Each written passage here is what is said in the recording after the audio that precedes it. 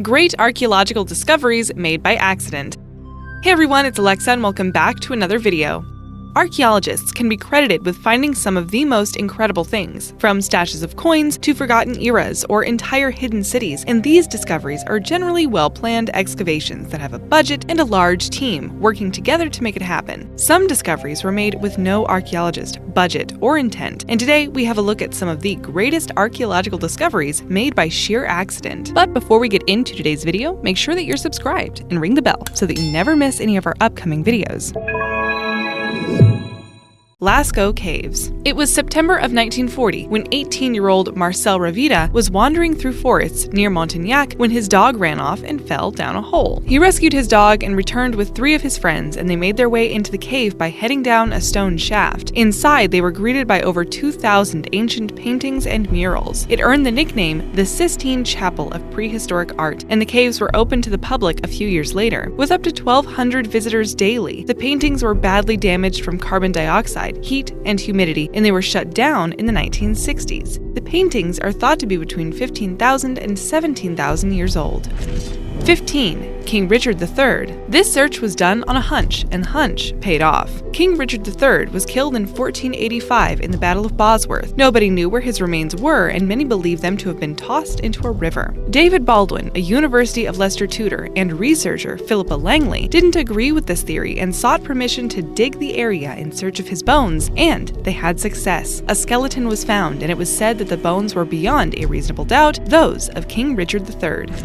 Otzi the Iceman. It was 1991 when a group of German hikers headed up to explore a glacier on the Austrian-Italian border. They got more than a few great photographs and memories when they came upon a mummified corpse of a man. The man was so well preserved that it was believed to be a modern-day corpse. However, historians estimated the corpse to be from around 3300 BC. Atari's buried games. If you're a gamer, then you'd consider this find a great archaeological discovery. Known as the Atari video game burial, Atari dumped unsold copies of E.T. the Extraterrestrial. Many say that this was the worst video game ever released. In September 1983, Atari dumped truckloads of Atari boxes, cartridges, and systems into a landfill site in New Mexico. A documentary was filmed in 2014 called Atari Game Over, and excavators brought up 1,300 E.T. games. The games have generated around $108,000 in sales, and the money has been given to the Tularosa Basin Historical Society. Herculaneum. Pompeii is a story that most people know about, when Mount Vesuvius erupted and covered the city in ash in AD 79. Many people are not aware that nearby was another city called Herculaneum. Because Pompeii was downwind, they got covered in ash. However, Herculaneum was upwind, and they were hit by ash, rock, and volcanic gas. The heat was so intense that the city was carbonized instantly. The city was rediscovered in 1709 when a local farmer was digging a well and came upon some beautiful marble stonework. He had inadvertently found the Roman theater of Herculaneum. Looters had their way with the site until the 20th century, when official archaeological excavations took place. Venus de Milo. One question still remains about this famous statue.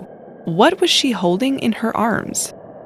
The Venus de Milo is one of the most loved and well-known statues in the world, and her discovery was made in 1820 on the Greek island of Melos. Yorgos Kontrotas was a peasant who was trying to salvage some marble building blocks from some ancient ruins. He found the top half of the statue sticking out of the ground. His discovery was noted by French naval officer Olivier Voutier, who was digging for artifacts nearby. He roped Voutier into helping him dig the statue out, and the statue was bought by the French ambassador to the Ottoman Empire. It was gifted to King Louis and donated to the Louvre. The Rosetta Stone. It's July 15th, 1799, and French soldiers who were serving Napoleon Bonaparte were in Egypt reconstructing portions of an Ottoman fort. While they were busy, engineer Pierre-François Bouchard noticed something sticking out of the ground. Along with his team, they excavated the granite slab and realized that they had found something of great value. They presented it to Napoleon, who paid for a team to go and excavate further. It took decades for the hieroglyphics to be deciphered, but great progress was made, and the read is said to be less than riveting.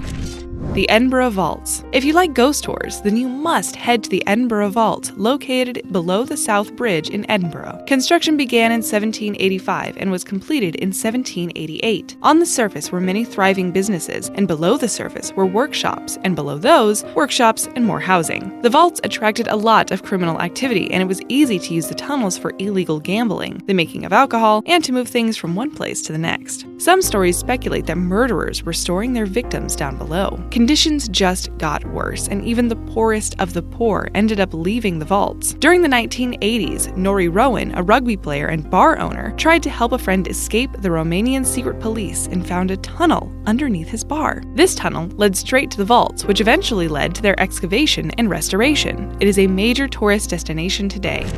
The Dead Sea Scrolls. These scrolls are a collection of over 800 animal skin and papyrus biblical texts thought to be as old as 2,000 years. If it wasn't for a Bedouin shepherd named Muhammad Adib, we might never have had this incredible archaeological discovery made in 1947. The site is now called the Qumran site, and Adib fell into a cave. There he found the first scrolls hidden in jars. 11 caves have brought forward manuscripts, but they're mostly small scraps, whereas Cave 1 and 11 reaped the most intact scripts. There's only one question remaining. Who wrote the Dead Sea Scrolls? The debate continues.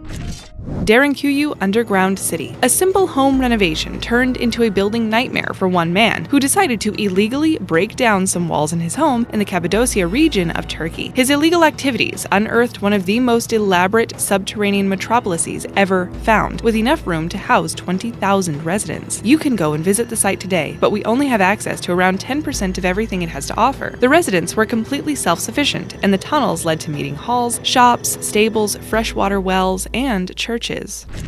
The Banwell Caves. There are two caves that make up the Banwell Caves. There's the Stalactite Cave and the Bone Cave. The first one to be discovered was the Stalactite Cave in 1757 by some local miners, and they left it until 1824 when it was reopened to raise money for a local school. It was quite tricky getting to the cave, so an attempt was made to make a more convenient entrance. By doing this, another cave was discovered accidentally. Inside the Bone Cave, they discovered the bones of animals that were over 80,000 years old that were not native to England. The bishop at the time firmly believed that it proved that Noah's Ark was real and that these were the remains of the animals from the Ark. It's thought instead that the cave was originally built as a pitfall trap.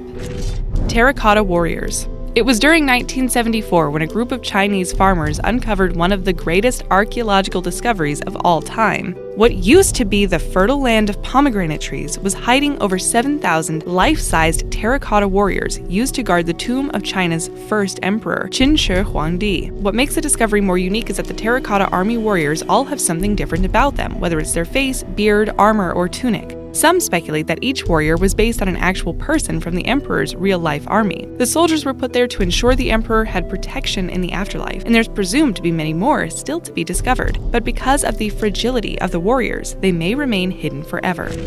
Uluburun Shipwreck. A diving trip looking for sponge turned into so much more for Mehmet Sakir when he came face to face with a sunken 50-foot longship. He was diving in the Mediterranean Sea just off the coast in Turkey. Most of the cedar hull had disintegrated, but there were hundreds of glass, copper, and tin ingots. Researchers spent more than 10 years studying the wreck over the course of 20,000 dives. They brought up a treasure trove of relics from the late Bronze Age, including a scarab bearing the name of the Egyptian queen Nefertiti. It's officially one of the oldest wrecks ever discovered, but it's not quite certain where it comes from. Artifacts were of Mycenaean, Assyrian, Canaanite, and Egyptian origin, which could mean it was a merchant vessel with an international crew.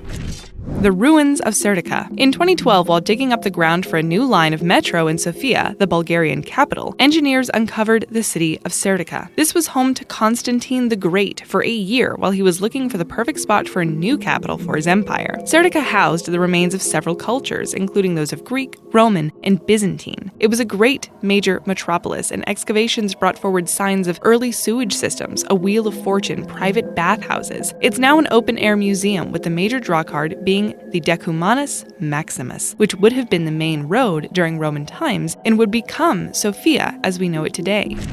Childeric's treasure. Childeric I ruled the Salian Franks as king from 457 until he died in 481 AD. His son was Clovis I, who can be credited for uniting the Frankish tribes and who became the first Merovingian king of France. Childeric had a lot of wealth through war efforts, and when he was buried, most of his valuables were placed in the tomb with him. Over time, the location of the tomb was forgotten and lost, but was rediscovered on the 27th of May, 1653. A man named Adrian was digging on land that belonged to the church of Saint-Brice in Tournai when his digging revealed gold coins. Further digging revealed 100 more coins, gold swords and garnets, 300 gold bees, horse fittings and buckles, and many other valuable artifacts.